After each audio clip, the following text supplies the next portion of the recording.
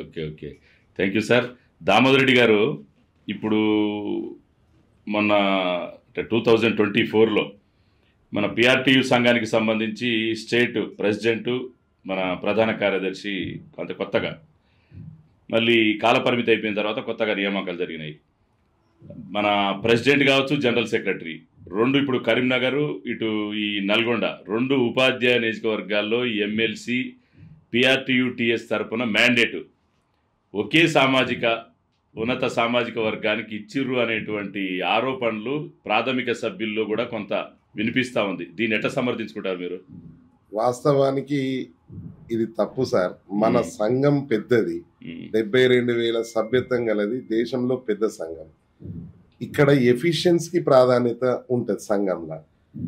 ఆ కమ్యూనిటీ మన దాంట్లో ఉండదు. వాస్తవానికి వర్గాలకు అతీతం, కులాలకు అతీతం, మతాలకు అతీతం. మీరు చూడండి, మన క్యాడర్ కూడా అతీతమే.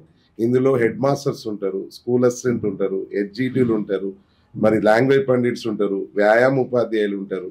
ఎట్ ద సేమ్ టైం మీరు గమనించండి, పిఆర్టీయు పంచాయతీరాజ్ ఉపాధ్యాయ సంఘం ఈరోజు ప్రోగ్రెసివ్ రికగ్నైజ్డ్ టీచర్స్ యూనియన్గా మారడానికి గల కారణం ఏంటంటే, ఇందులో KGBV, model school, residential school కూడా మనం సభ్యత్వం ఇస్తున్నాం. ప్రభుత్వ ఉపాధ్యాయులతో కూడా మనం సభ్యత్వం ఇస్తున్నాం. అందరికీ సభ్యత్వం ఇస్తున్నాం. కాబట్టి ఈయన అన్ని రకాల మిలీనమైనటువంటి ఒక పెద్ద సంఘం. ఇక్కడ ఏం కోరుకుంటారంటే, టీచర్లు సర్వీస్ అందించే వ్యక్తికి అవకాశం కల్పించాలని కోరుకుంటారు. అది జిల్లాలో చాలా తప్పు. జిల్లాలలో కూడా ఆ సామాజిక వర్గం ఎక్కువ ఉందని మాట్లాడుతూ ఉన్నారు. కానీ ఈరోజు ఈ సంఘంలో 33 జిల్లాల అధ్యక్ష ప్రధాన కార్యదర్శులు 29 మంది బీసీ సామాజిక వర్గానికి చెందిన వాళ్ళు, మిగతా దళిత సామాజిక వర్గం మరి బంజారా సామాజిక వర్గానికి చెందిన వారు కూడా, మరి మైనారిటీ సామాజిక వర్గానికి చెందిన వ్యక్తులు కూడా జిల్లా అధ్యక్ష ప్రధాన కార్యదర్శిలో పనిచేస్తున్నారు. మరి దీన్ని మరి ఏ విధంగా రిసీవ్ చేసుకోవాలో మీరు చెప్పండి. అంటే వాస్తవం ఏంటంటే, అక్కడ 33 జిల్లాల అధ్యక్ష ప్రధాన కార్యదర్శులు నిర్ణయం జరిగే సందర్భంలో, వాళ్ళు పోటీ పడిన సందర్భంలో, ఇక్కడ ఈ కరీంనగర్ నియోజకవర్గంలో 2 రెడ్డి సామాజిక వర్గానికి చెందిన వారు పోటీ పడ్డారు. ఇక్కడనేమో 2, ఒక ఆయన బీసీ సామాజిక వర్గం, ఒక రెడ్డి. మెజారిటీ అభిప్రాయం ప్రకారం నిర్ణయం జరుగుతుంది. మన నియమావళి ప్రకారం మనం నిర్ణయం తీసుకున్నాం తప్ప దీంట్లో ఎవరిది కూడా ప్రోద్బలం అనేది లేదు సార్. సరే సరే, ఓకే దామోదర్ రెడ్డి గారు, సరే అంతా బాగానే ఉంది. మ్యాండేట్స్ ఫైనల్ అయ్యారు, నామినేషన్ ప్రక్రియ కూడా పూర్తి అయిపోయింది. ఇంకా ఈరోజు అంటే ఒక జస్ట్ 1 వీక్ సీరియస్గా ఈ కార్యాచరణ వ్యూహం ఏంటి? అసలు మీరు ఏ విధంగా ప్రచారంలో ఏ స్థాయిలో ఉన్నారు? గెలుపు మీద ధీమాతో ఉన్నారా? అసలు మీ ప్రచార సరళి, లేకపోతే ప్రత్యర్థులు ఇలా చూస్తూ ఉన్న హోరాహోరీగా టీచరు వర్గాల నుంచి ఉన్నారు, తర్వాత కార్పొరేట్ సెక్టార్ నుంచి కొంతమంది ఉన్నారు, ఒక్కొక్కరు ఒక ఎజెండాతోటి ఆ విధంగా ముందుకు వస్తున్న క్రమంలో పిఆర్టీయు మ్యాండేట్స్, ఇప్పుడు శ్రీపాల్ రెడ్డి గారు మన నల్గొండ, ఖమ్మం, వరంగల్ సంబంధించి, అక్కడ మహేందర్ రెడ్డి గారు, ఈ 2 నియోజకవర్గాల్లో కూడా మీ ప్రచార సరళి ఏ విధంగా ముందుకు పోతుంది? గెలుపు మీద మీ ధీమా ఏంటి అసలు? పిఆర్టీయు అనేది నాన్ పొలిటికల్ ఆర్గనైజేషన్ సార్. మీరు గమనించండి, ఇప్పటి వరకు ఏ ప్రభుత్వం అధికారంలో ఉంటే ఆ ప్రభుత్వంతో సన్నిహితంగా ఉండి ఉపాధ్యాయుడి సంక్షేమం కోసం ఎలాంటి ఉత్తర్వులు కావాలా, పాఠశాల విద్యార్థుల బాగోగుల కోసం, పాఠశాల బాగోగుల కోసం పనిచేసే సంఘం ఇది. ఈరోజు నాన్ పొలిటికల్ ఆర్గనైజేషన్ పిఆర్టీయు ఈరోజు పోటీ పడుతున్నటువంటి అభ్యర్థులను ఒక్కసారి గమనించండి సార్. ఏ సంఘమైనా ఏదో ఒక రాజకీయ పార్టీతో అనుబంధం ఉన్నది, కానీ పిఆర్టీయు ఎలాంటి అనుబంధం ఉన్న సంఘం కాదు. కాబట్టి ఈరోజు టీచర్ ఏం కోరుకుంటారంటే, రాజకీయ పార్టీ అభ్యర్థి గెలిస్తే ఆ రాజకీయ పార్టీలకు లాభం జరుగుతుంది, కానీ ఒక సంఘ అభ్యర్థి గెలిచిండనుకో టీచర్కి లాభం జరుగుతుంది. మేమైతే మా సంఘ పక్షాన ఈరోజు 2 టీచర్లకు అవకాశం కల్పించాం, బయట వ్యక్తులకు అవకాశం ఇవ్వలేదు. ఇటు సంఘ నాయకుడిగా పనిచేసినటువంటి శ్రీపాల్ రెడ్డి గారు ఒక మండల స్థాయి అధ్యక్షుడు, జిల్లా స్థాయిగా, రాష్ట్ర స్థాయిలో 6 సంవత్సరాలు రాష్ట్ర అధ్యక్షుడిగా పనిచేసిండు. ఒక అపార అనుభవం గలదు, ఉపాధ్యాయ సమస్యలపై మంచి పట్టున్న వ్యక్తి. అలాంటి వ్యక్తికి మనం అవకాశం కల్పించినాం. ఇటువైపు వచ్చేలోపు ఆయన కూడా ఒక టీచర్, మహేందర్ రెడ్డి గారు. ఆయన 98 DS ద్వారా ఎలక్ట్ అయ్యి మొదటి నుండి కూడా ప్రభుత్వ పాఠశాలలో చదివే పిల్లల కోసం, ఆ పాఠశాల బాగోగుల కోసం మొదటి నుండి కూడా సేవతో సర్వీస్ మోటోలో వచ్చినటువంటి వ్యక్తి. ఈ రోజు ఆయన రిటైర్ అయ్యి 21 సంవత్సరంలో విఆర్ఎస్ తీసుకున్నాడు.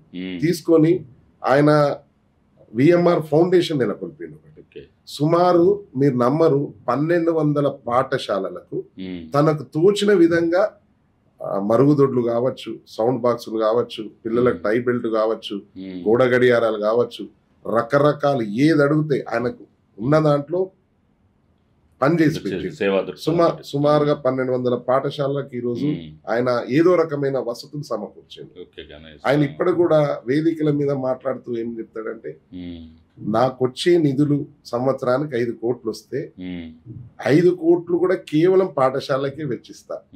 ఇది కాకుండా విఎంఆర్ ఫౌండేషన్ కొనసాగిస్తా. సిఎస్ఆర్ ఫౌండేషన్ నా మిత్రుల ద్వారా వచ్చే అమౌంట్ అంతా కూడా పాఠశాలల నిధులకు కేటాయిస్తా అనే ఒక దృక్పథం వెచ్చిస్తున్నాడు. ఇటువైపేమో ఈ రకంగా, అదే నల్గొండ వైపేమో మీకు తెలియంది కాదు, గత 6 సంవత్సరాల ఆయన పనితనంలో ఇటు ఉపాధ్యాయుడి యొక్క సంఘ సంక్షేమం కావచ్చు, ఉపాధ్యాయుల యొక్క సంక్షేమం కావచ్చు. ఈరోజు గత ప్రభుత్వం పిఆర్సి ఇవ్వడానికి ఇష్టపడలేదు. ఎందుకు ఇష్టపడలేదంటే కరోనాను సాకుగా చూపారు, ఆర్థిక పరిస్థితులు బాగాలేవని. ఆనాడు త్రిసభ్య కమిషన్ వేసి 3 నెలల్లో రిపోర్ట్ ఇస్తే మంచి పిఆర్సి ఇస్తా అని ఆ ప్రభుత్వం ప్రకటన చేసింది. కానీ సంవత్సరన్నర కాలం వృధా చేసి చివరికి ప్రెస్ వాళ్ళు, మీడియా మీలాంటి వాళ్ళు అడుగుతా ఉంటే కూడా సమర్థించుకుంది. కానీ చివరికి 7.5% ఫిట్మెంట్ రికమెండ్ చేసింది. ఈ ఫిట్మెంట్ ను ఎవ్వరు కూడా హర్షించలే. మనమే అందరం ఉపాధ్యాయులు అందరం కూడా ఎంఆర్ఓ కార్యాలయ ఎదుట ఆ పిఆర్సి ఫిట్మెంట్ రికమెండ్ చేసిన కాగితాలను దగ్ధం చేసినాం. అలాంటి సందర్భంలో ఆ ప్రభుత్వానికి నిరసన తెలియడానికి కూడా ఏ సంఘ నాయకుడు కూడా ధైర్యం చేయలే, సాహసించలే. కానీ రాష్ట్ర సంఘ అధ్యక్షుడిగా ఉన్నటువంటి అధ్యక్ష ప్రధాన కార్యదర్శులు, జిల్లా అధ్యక్ష ప్రధాన కార్యదర్శులతో ఫిబ్రవరి 5, 2021 నాడు ఒక సమావేశం ఏర్పాటు చేసింది.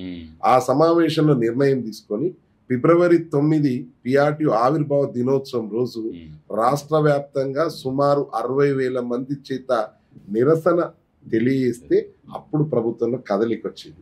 తద్వారానే కదా మనకు 30% ఫిట్మెంట్ కావచ్చు, మరి వయసు పెంపు ఉత్తర్వులు కావచ్చు, కేజీబీవీ మహిళలకు 6 నెలల మెటర్నిటీ లీవ్ కావచ్చు. ఇవన్నీ ఇంకో గమ్మత్ ఏంటంటే, అసలు ఇప్పటి వరకు దేశ చరిత్రలో కాంట్రాక్ట్ అవుట్ సోర్సింగ్ వాళ్లకు పిఆర్సి వర్తించలే. కానీ శ్రీపాల్ రెడ్డి గారు, అధ్యక్ష ప్రధాన కార్యదర్శి ఇద్దరు కమలాకర్ గారు, ఇద్దరు కూడా ఆనాడు ఆ ప్రభుత్వానికి ప్రతిపాదిస్తే ఆ ప్రభుత్వం ఒప్పుకొని కాంట్రాక్ట్ అవుట్ సోర్సింగ్ వాళ్ళకు కూడా ఈ రోజు 30% ఫిట్మెంట్ వర్తింపజేసారు. సో అంటే ఆనాడు పిఆర్సి వస్తుందా లేదా అనుకున్న మనము ఈరోజు రాష్ట్ర సంఘానికి అధ్యక్షుడిగా పనిచేసిన శ్రీపాల్ రెడ్డి గారి నాయకత్వంలో మనకు ఒక మంచి పిఆర్సి మా ఉపాధ్యాయ ఉద్యోగులకి పొందడం జరిగింది. దానివల్ల ఈరోజు టీచర్లు గుర్తిస్తారు అనుకుంటున్నాం. అంటే జరుగుతూ ఉంది, ఈరోజు వ్యవస్థలో కూడా మొత్తం జరుగుతూ ఉంది. ప్రతి టీచర్ కూడా గమనిస్తాడు. ఎందుకంటే వీరు నేను ఇందాక చెప్పిన కదా, నాయకుడు అనేవాడు ఉపాధ్యాయుడి సంక్షేమం కోసం పనిచేయాలనుకుంటారు. ఆ విధంగా పనిచేసే ఇటు సర్వీస్ మోటోతో వస్తున్నాడు, ఇటు సమస్యలను ప్రస్తావిస్తూ పరిష్కరించడానికి. సో ఈ ఇద్దరు అభ్యర్థులు గెలుస్తారు, మా సంఘ అభ్యర్థులు గెలుస్తారనే ధీమా మాలో ఉంది. Hello everyone, thank you so much for watching video till the end. ఇలాంటి మరిన్ని సక్సెస్ఫుల్ అండ్ ఇన్స్పిరేషనల్ వీడియోస్ కోసం please subscribe YS cultural creation YouTube channel. మీకు ఇంకేమైనా ఐడియాస్ ఆర్ సజెషన్స్ ఉంటే కామెంట్ సెక్షన్లో కామెంట్ చేయండి. వీడియో నచ్చితే లైక్ చేయండి and please share it with your family and friends. Subscribe button పక్కన చిన్న బెల్ ఐకాన్ ఉంటుంది, అది క్లిక్ చేయండి సో దట్ మీకు వీడియో అప్లోడ్ చేయగానే నోటిఫికేషన్స్ వచ్చేస్తాయి. Thank you so much for supporting us. Keep supporting. Don't forget to subscribe. Bye, take care.